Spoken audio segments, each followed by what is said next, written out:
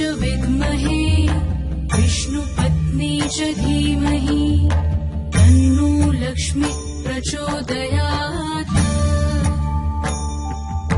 ॐ महालक्ष्मी च विद्महे विष्णुपत्नी च धीमहि तन्नो लक्ष्मी प्रचोदयात्। ॐ महालक्ष्मी च विद्महे विष्णुपत्नी च धीमहि तन्नो लक्ष्मी प्रचोदयात्। 2011 90வது ஸ்லோகத்தின் துவக்கம். காலை மணி 9:03. சமுத்திர சிங்கார அலங்கார மூர்த்திம் விஷ்ணு கமா பரவிஷ்ணு. சிறு விளக்கம். பரவிஷ்ணு என்றால் தாயின் நிலையில் இருக்கக்கூடிய மகாவிஷ்ணு என்பது பெயர். மகாசிவன் மகாமுருகன் என்று சொல்வதில்லை, மகாவிஷ்ணு என்று சொல்வார். தாயின் நிலை என்பது எந்த தாயின் நிலை? ஆதிசக்தியின் நிலையில் இருந்து பறந்து விரிந்து இருக்கக்கூடிய விஷ்ணுவுக்கு பரவிஷ்ணு என்பது பெயர். பிராக்கெட் கம்ப்ளீட் பண்ணிக்கோங்க. சூரியோ சந்திர பிங்கள இட நேத்திர சௌமிய மூர்த்தி மயி. சிறு பொருள். இறைவனின் 2 கண்களாக அன்னை மகாலட்சுமி இருக்கிறாள். அதுபோன்று இருந்து கொண்டோ பக்தர்களை பார்க்கிறாள்.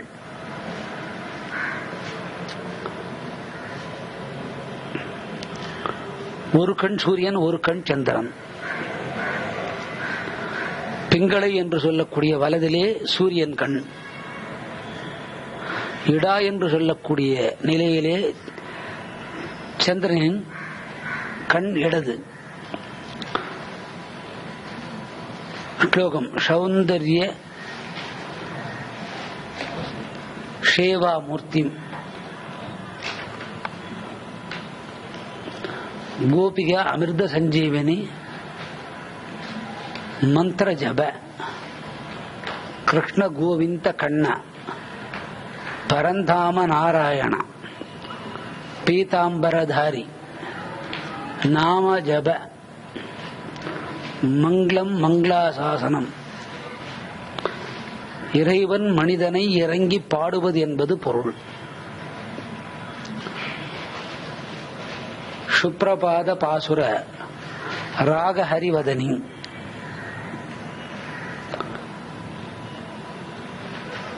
இறைவன் பள்ளி கொண்டிருக்கக்கூடிய கர்ப்ப கிரகத்தின் கதவுகள் தாளிட்டிருக்கும். அந்த திருவாயிற்படியில் அமர்ந்து கொண்டு பாடுதல் என்பது பொருள். இது கூட ஒரு மங்களாசாசனம் தான். ஸ்லோகம். புஷ்பாஞ்சலி கீதா சாரணி தேவி மகாலட்சுமி.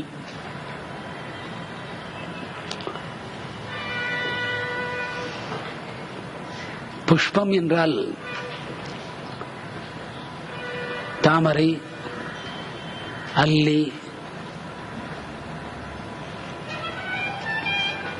முல்லை, மல்லி, இருவாட்சி, பாரிஜாத்தம், அடுக்கு மல்லி என்று நினைத்துக் கொண்டிருக்கிறோம். இதைவிட உயர்ந்த புஷ்பம் துளசிதான். காரணம், அதில் அன்னை மறைந்திருக்கிறாள்.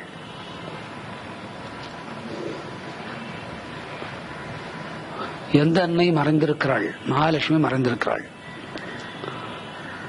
பிராக்கெட்ல முடிச்சிடுங்க. ஸ்லோகம். கமல நேத்திரமூர்த்தி விஷ்ணு நாராயண கிருஷ்ணா கிருஷ்ணம் கண்ணா கண்ணோ கமல புஷ்ப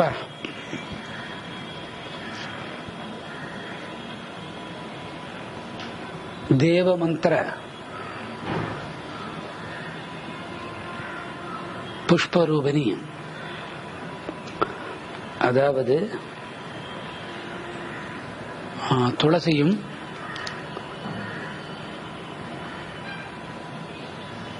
வெள்ளை தாமரை செந்தாமரை மாலையாக அணிந்தவன். இதன் உள்பொருள் பக்தர்களின் 2 கண்களின் வழியே வரக்கூடிய பிரார்த்தனையை அவன் கண்களாக பாவித்து இறைவன் அணிந்திருக்கிறான்.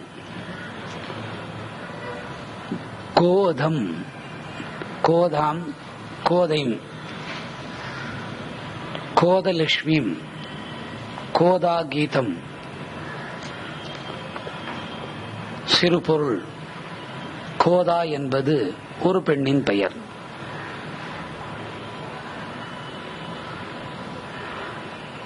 கோதா என்பது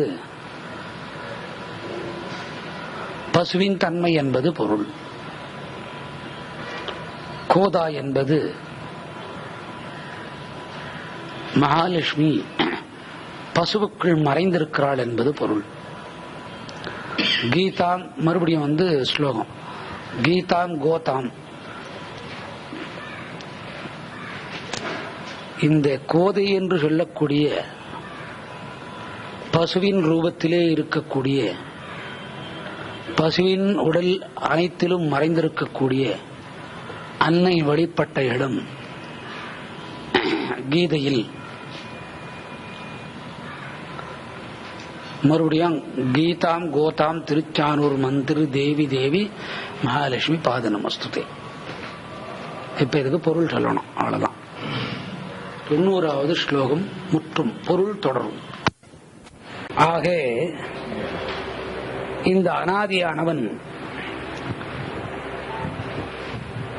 கதை 9/4/2011 பகல் 1:44 மீண்டும் தொடர்கிறது. 90வது ஸ்லோகத்தின் பொருள் உரை. இந்த அனாதியான நாயகன்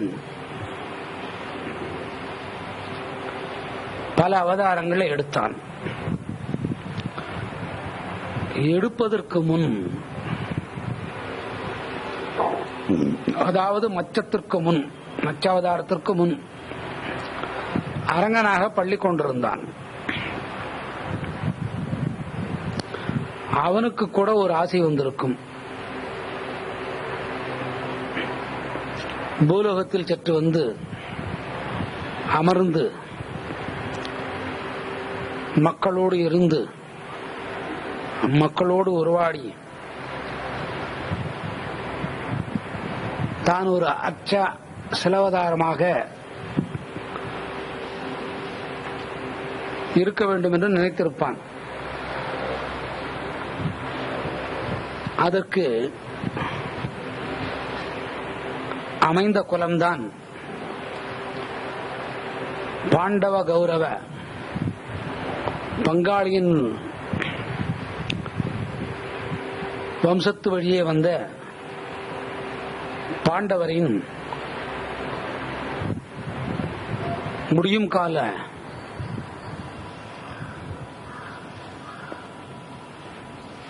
குலம் இக்ஷ்வாகு குலமாக மாற்றப்பட்டது.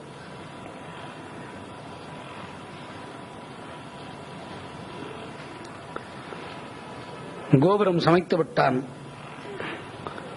அந்த கோபுரத்திலே அரங்கனுக்கு ஆணையிட்டு அவன் சக்தியை அனைத்தும் பதிய வைக்குமாறு செய்தான். அரங்கனும் பதிய வைத்து விட்டான். கைவிடப்பட்ட ஆண் பெண் இருவர்களுக்கும் கோபுர தரிசனம் செய்தால் போதுமானது. கற்ப கிரகத்தை எப்படி அமைப்பது என்று தீர்மானித்தான்.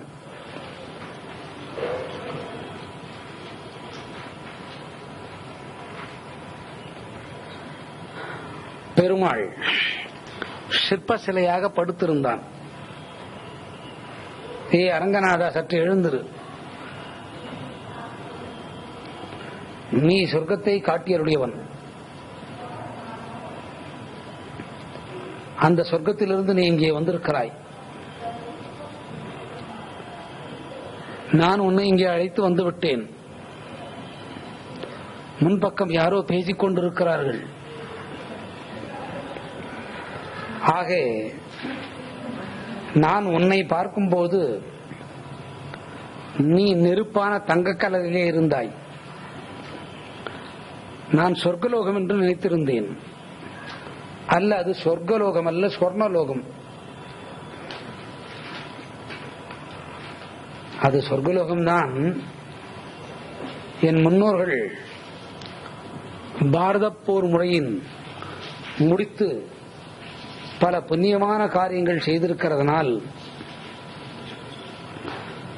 என் கண்களுக்கு நீ சொர்ணலோகமாக தெரிந்தாய். அப்படியே அமைய வேண்டும் இந்த கருவறையிலே என்றான். அந்த கருவறைக்கு அரங்கநாதம் என்று பெயர் வைத்தான்.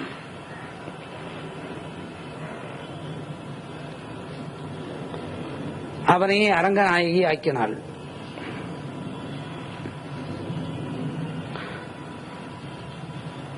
அவனின் அறிவு பாருங்கள். அரங்கத்தை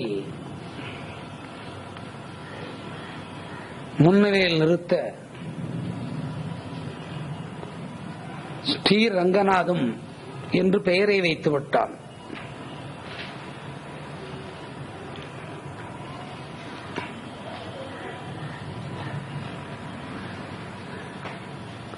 அங்கே கோடிக்கணக்கான தேவர்கள்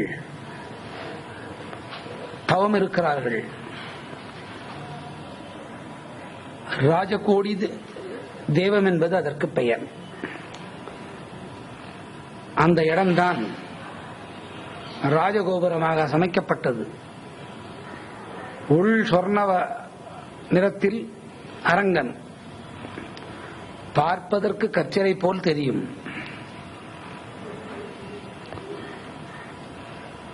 அதற்கு சராசரி சிலைகளுக்கு செய்வது போல் அஷ்டபந்தன மையை வைத்து அழித்து அதிலே அமர வைத்து விட்டான். அனாதியானவனுக்கு நான் இருக்கிறேன் என்று இஷ்வாகு மன்னன்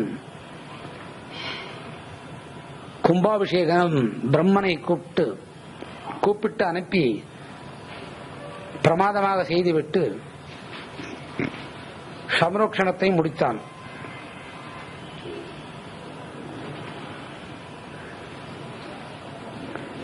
இதற்கெல்லாம் இறைவனின்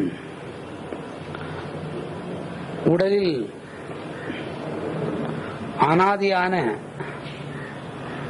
தத்துவமாக இருந்து அற்புதமான புத்தியாக இருந்தவள் மகாலட்சுமிதான். பதுமசுந்தரி என்பது பெயர். இவள்தான் மகாதேவி. என்ன அற்புதமான விஷயம் இது! பாண்டவர்களின் வாரிசை கொள்ளுப்பேரன்களை விடவில்லை. இன்று வரையில் அவர்கள் புகழ்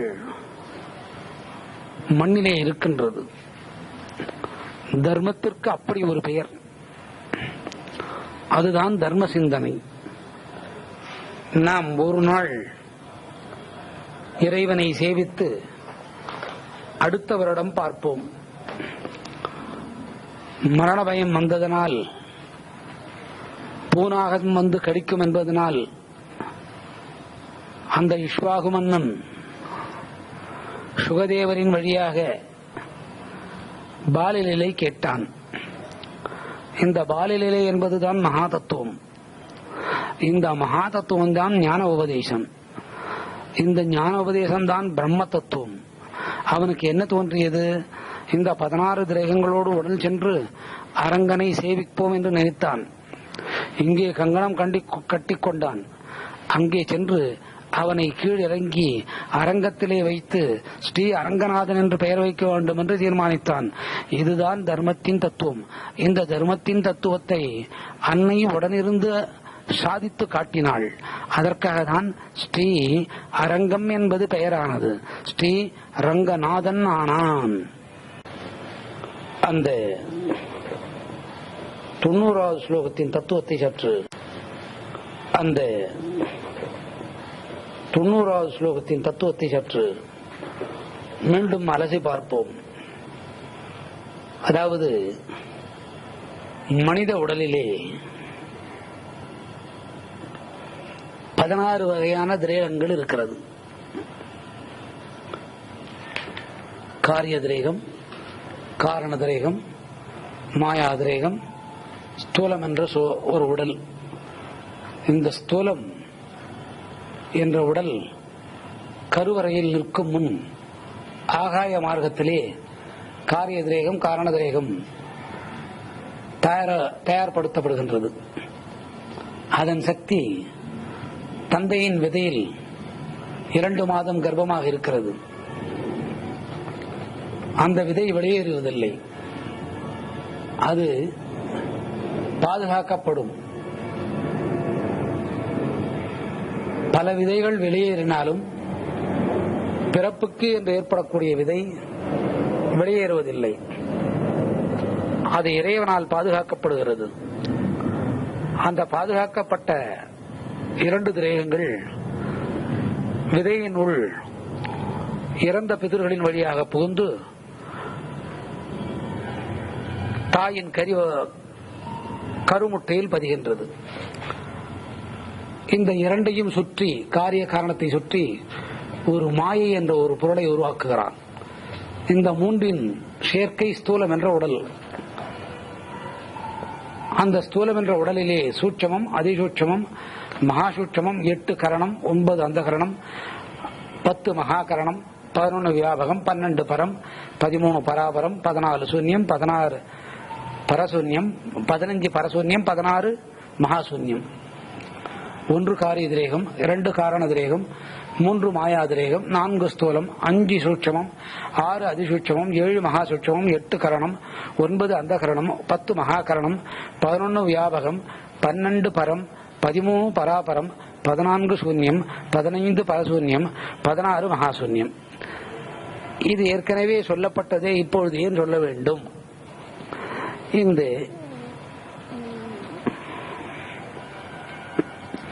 இஷ்வாகு மன்னனுக்கு இதோடு தொடர்புண்டு. பரதனுக்கும் ராமனுக்கும் தொடர்புண்டு.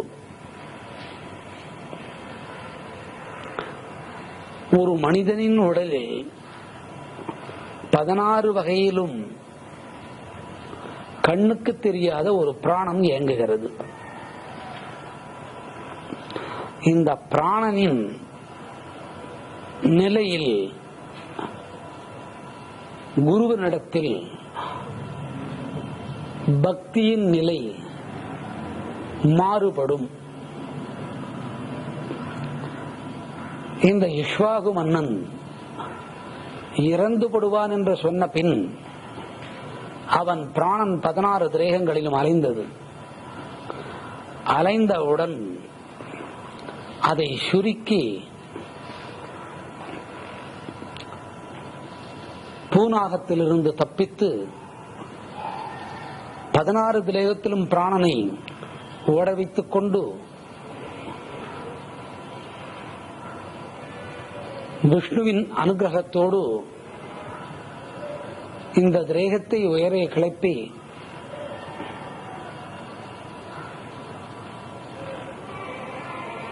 அரங்கனை சந்தித்து பேசி பின் இறங்கி தரை வந்தது. பிராணனின் ஏக்கத்தை பொறுத்துதான்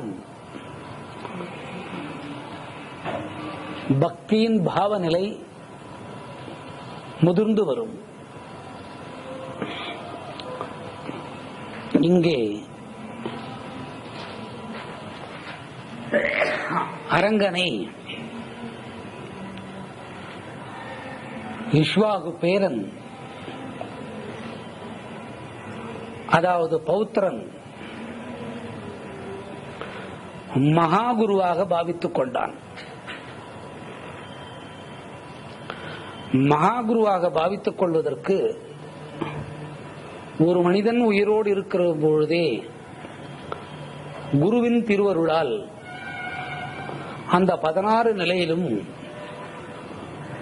சீடன் உயிரோடு இருக்கும் பொழுதே பிராணம் சுற்றித் திரிவது தெரியும். அவன் ஒருவனே மகாகுருவை அடைகிறான் என்பது பொருள். இதுதான் உத்தம குருபாவம்.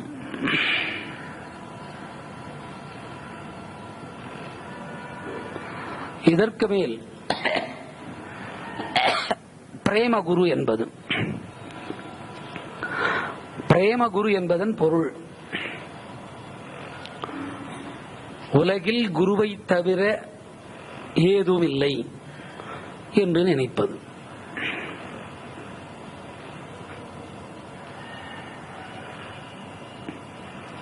அதுதான் பிரேமை குரு. இது கணவன் மனைவிக்கு இடையில் கூட அமையலாம்.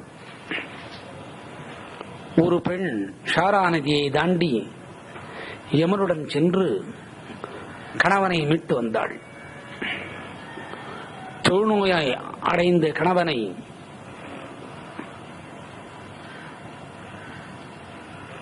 விலை மாது வீட்டிற்கும் அழைத்துச் சென்றால் மற்றொரு பெண். இதற்கு பிரேமகுரு என்பது பெயர். பின் அவன் தொழுநோய் மறைந்து இளமை வந்து இருவரும் இல்லறம் நடத்தி இறை ஜோதியில் புகுந்தனரே. குருவே கூட தொழுநோயாளராக இருப்பினும், புத்தி பேதலித்தது போல் இருப்பினும் வெளிவுகளுக்கு அது போன்று தெரிவர். அவரை கண்டுபிடித்த சீடனே பிரேமையின் குரு பக்தியை உணர்வான். அதற்கு 16 நிலையிலும் உணர்ந்தவன் பிராணன் சுற்றி வர வேண்டும். 16 நிலையில் உண்டான திரேகத்திற்கு அந்த மாதிரி ஒரு விலாசமான செய்கையை செய்தவன்தான் இந்த இஷ்வாகு. சுகரின் வழி நடத்தி பாலரை துணை கொண்டு அரங்கத்தை படைத்து விட்டான். ராமனும் பரதனும் இதுபோன்றுதான். காடு சென்ற ராமனை பார்க்க வந்தான் பரதன். தாயை வெறுத்து திட்டி கொன்று விடுவேன் என்று மிரட்டினான். இவனுடைய 16 திரேகங்களும் ராமனை சார்ந்துதான் இருந்தது. பரதனும் ராமனும் ஒரு தாய் பிள்ளைகள் அல்ல, மாற்றுத்தாய் பிள்ளைகள். அவன் அரசாட்சி வேண்டாம் என்று ராமனை திரும்பி அழைத்து வரச் சென்றான். ஆனால் லக்ஷ்மணனோ அவன் யுத்தத்திற்கு வந்ததாக நினைத்துக் கொண்டான். ஆனால் ராமன் அவன் 2011 90வது ஸ்லோகத்தின் தொடர்ச்சி 2:8 முதல் அந்த கடைசி வரி சொல்லுங்க. அவன் யுத்தத்திற்கு வந்ததாக நினைத்து, ஆனால் லட்சுமணனும் அவன் யுத்தத்திற்கு வந்ததாக நினைத்துக் கொண்டான். ஆனால் ராமனும் அவன் யுத்தத்துக்கு வரவில்லை என்று தெளிவாக சொன்னான். பரதன் யுத்தத்திற்கு வரவில்லை என்று ராமன் தெளிவாக சொன்னான். காரணம், ராமனின் உடலிலே இருக்கக்கூடிய 16 திரேகங்களை பரதன் தன் 16 திரேகங்களால் தழுவிக்கொண்டான். இது ஞான தத்துவ ரீதிப்படி பிரம்ம தத்துவ குரு சீட பாவம் அண்டர்லைன் பண்ணிக்கோங்க.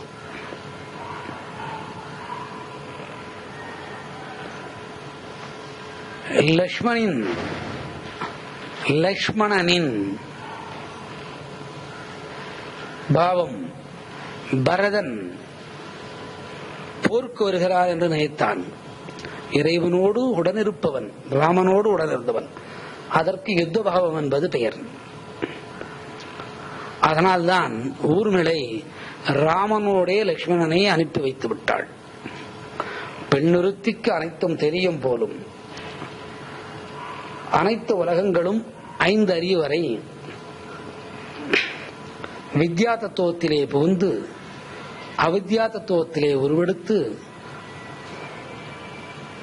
வித்யா தத்துவத்தில் வந்து அழியும்.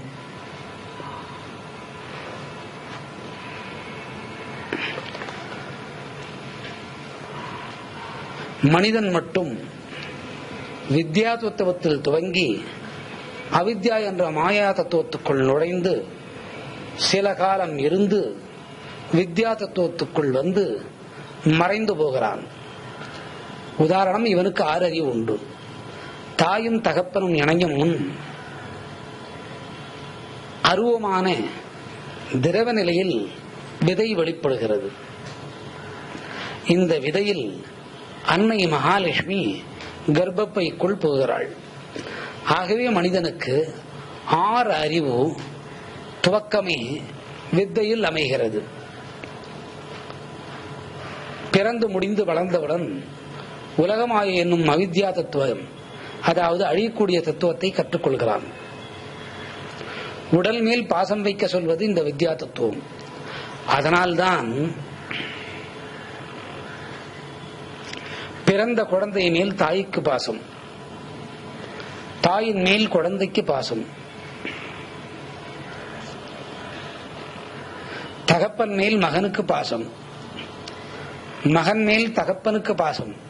அனைவரும் ஆண்டு போவார்கள். ஆனால் இதில் 5 அறிவு கூட, காட்டு விலங்குகள் கூட பிரசவத்த பின் அதன் உடலில் இருக்கக்கூடிய இரத்தத்தை பிரசவிக்கும் போது அந்த சிறு குழந்தையின் உடல் பெண் வயிற்றிலிருந்து வெளியேறி உடல் முழுவதும் ரத்தம் பூசியபடி வெளிவரும். அதை தன் நாக்கால் தடவி சீர் செய்து சில நிமிடங்களில் அதை எழுந்து நிற்க வைத்து ஓட வைக்கிறது. கன்று குட்டி இதுபோல்தான், மான் குட்டி இதுபோல்தான், புலி வகையான குட்டிகள் இதுபோல்தான். ஆனால் அந்த மாதிரி ஒரு பெண் ஒருத்தி அந்த உதிரத்தை சீர் செய்தால் மாண்டு போவாள். 5 அறிவு வரை வித்யா தத்துவத்தின் நிலை விளங்காது. 6வது அறிவில் இருக்கக்கூடிய மனிதனுக்கு மட்டும் வித்யா தத்துவத்தின் நிலை உணர்ந்ததால் தான் மானம் அவமானத்துக்கு ஈடு கொடுக்கிறான். அனைத்து மனிதர்களிடத்திலே 16 திரேகங்கள் உண்டு என்பதை உணர்ந்து கொள்கிறோம். விலங்குகளுக்கு இது தெரியாது. அதற்காக 1 முதல் 5 அறிவு வரை அதன் இனப்பெருக்கத்திலே வித்தியாசமான இணைப்புகள் உண்டு. வாலி சொல்லவில்லையா, தம்பியின் மனைவியும் அண்ணனின் மனைவியும் நாம் மணமுடிப்போம் என்று? 5 அறிவு வரை அப்படித்தான். 6வது அறிவுக்கு இந்த பாசத்தின் வித்தியாச பந்தம் தெரியும். மனைவி வேறு மகள் வேறு என்று. மகள் பிறக்கின்ற பொழுது தந்தைக்கு பிடிக்காது, உண்மையான விஷயம். பிறந்து சில நாளாகி அந்த பெண் குழந்தை வளர்ந்து வந்து பெரியவளாகி பிள்ளை ஒன்று பெற்றெடுக்கும் காலத்திலே என் பெண் உடலெல்லாம் வலிக்குமே என்பான். இவன்தான் ஒரு பெண்ணிடத்திலே, அதாவது தன் மனைவிடத்திலே உடல் கலந்து அந்த பெண்ணை பெற்றான்.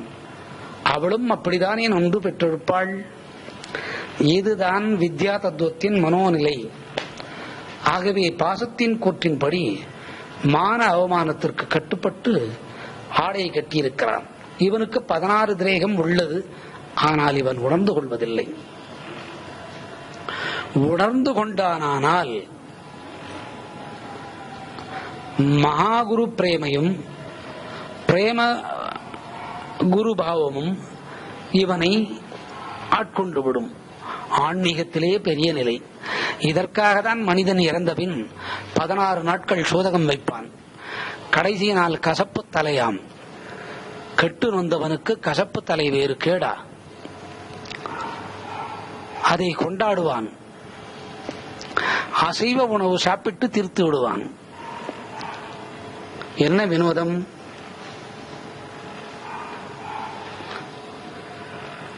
இதுதான் நித்திய கர்மா.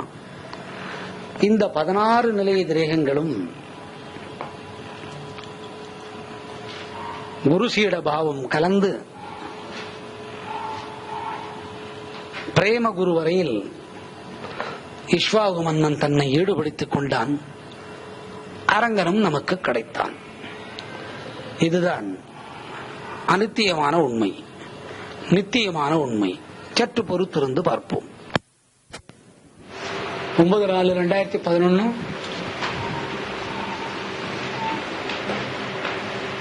2:22 90வது ஸ்லோகத்தின் தொடர்ச்சி. கேசம் கேசு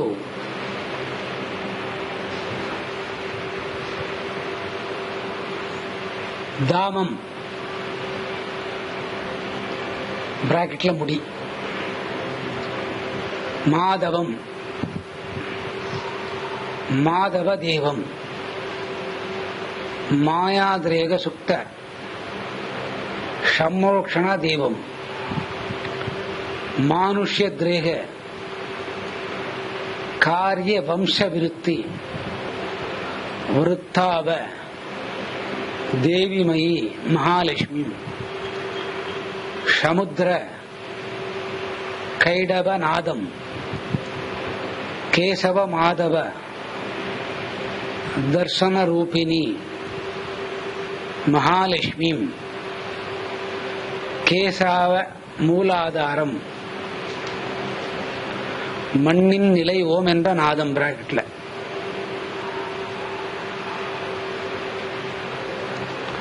அந்த மண்ணின் ஓம் என்ற நாதம் தான் குழைக்கப்பட்டு பானையாக ஆகிறது. Bracket complete. மாதவ கேசவ புத்தி கிரகஸ்ய கோபி கோப கோவர்தன கிரிநாதம், மானுஷ ஹஹோபலி வாச விஷ்ணு நாராயண கிருஷ்ண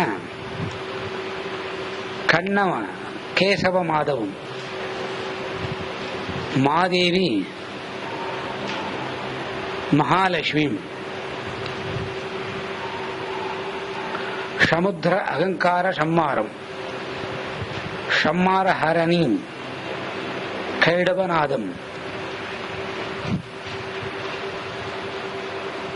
ஹரிவதினி தேவி மகாலட்சுமி,